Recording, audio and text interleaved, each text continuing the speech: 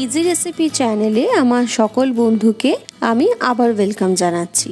আজকে আমি তোমাদের সাথে যে রেসিপিটা শেয়ার করব সেটা একটা ভীষণ ফেমাস ডিশ, চিংড়ি মাছের মালাইকারি। এই চিংড়ি মাছের মালাইকারি কিন্তু বাঙালিদের খাওয়ার তালিকায় প্রথম সারিতেই থাকে। তাহলে চলো এই ডিশটা আমি কিভাবে বানাচ্ছি সেটা তোমাদের দেখিয়ে দিই।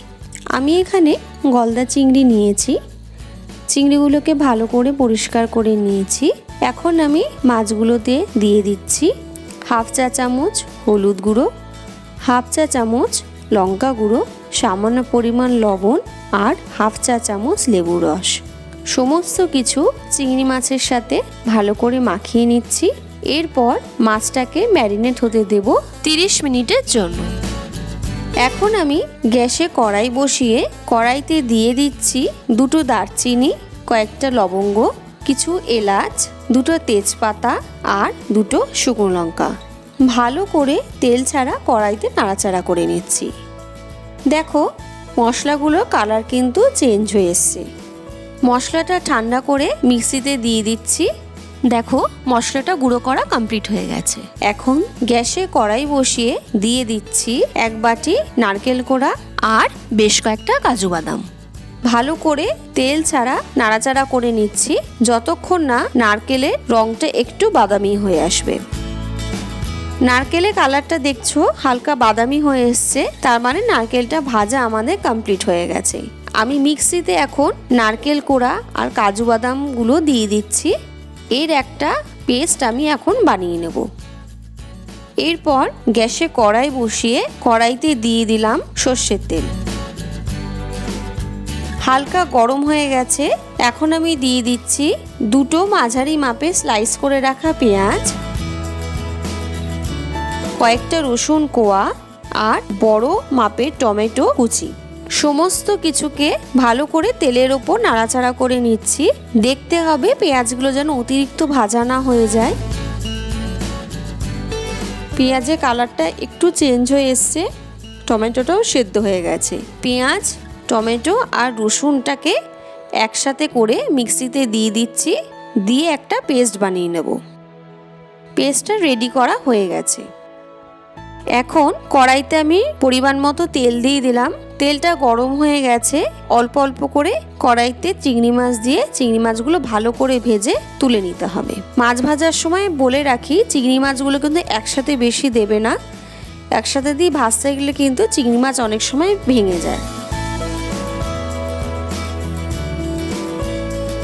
এরপর আমি কড়াইতে পরিমাণ মতো সর্ষের তেল দিয়ে দিলাম সামান্য পরিমাণ ঘি। এরপর আমি এর মধ্যে দিয়ে দিচ্ছি পেঁয়াজ, রসুন আর টমেটোর পেস্ট। ভালো করে তেলের সাথে নাড়াচাড়া করে নিচ্ছি। এখন আমি এর মধ্যে হাফ চা চামচ আদা বাটা, হাফ চা চামচ লঙ্কা বাটা দিয়ে দিলাম। ভালো করে মশলাটা কষিয়ে নেব যাতে কাঁচা গন্ধটা না থাকে। এরপর আমি এর মধ্যে দিয়ে দিচ্ছি হাফ চা চামচ হলুদ গুঁড়ো,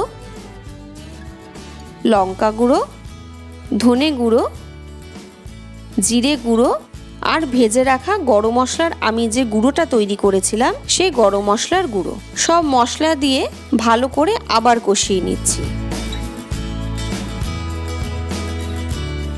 দিয়ে দিলাম স্বাদ মতো লবণ আর চিনি।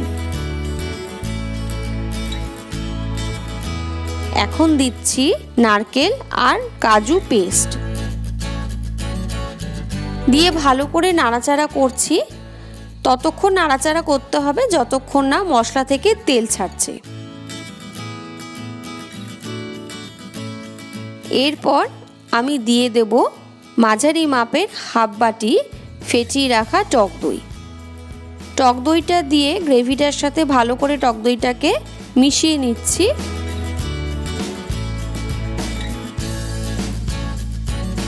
দেখতেই পাচ্ছ মেশানো হয়ে গেছে। গ্রেভিতে দিয়ে দিচ্ছি পরিমাণ মতো জল। চিংড়ি মাছের মালাইকারি যেহেতু খুব পাতলা হয় না, তাই জলটা তোমরা একটু বুঝে দিও। আমি এখানে খুব সামান্য পরিমাণে জল ব্যবহার করলাম। জলটা দিয়ে একটু ভালো করে গ্রেভিটা নাড়াচাড়া করে গ্রেভিটা আমি ফুটতে দিলাম 5 মিনিটের জন্য। 5 মিনিট হয়ে গেছে, এর মধ্যে এখন দিয়ে দিচ্ছি ভেজে রাখা চিংড়ি মাছ।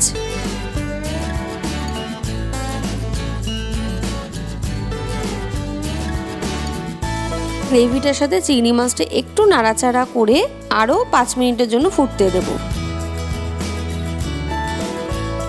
দেখতেই পাচ্ছ গ্রেভিটা খুব ভালো ফুটে উঠেছে। সবার শেষে ওপর থেকে ঘি ছড়িয়ে গরম গরম সার্ভ করো বাঙালির অথেন্টিক ডিশ চিংড়ি মাছের মালাইকারি। আজকে চিংড়ি মাছের মালাইকারি রেসিপিটা যদি তোমাদের ভালো লেগে থাকে তাহলে আমার চ্যানেলটা অবশ্যই সাবস্ক্রাইব করে দিও, আর সাথে লাইক, কমেন্ট আর শেয়ার করে দিও। তাহলে দেখা হচ্ছে পরের ভিডিওতে।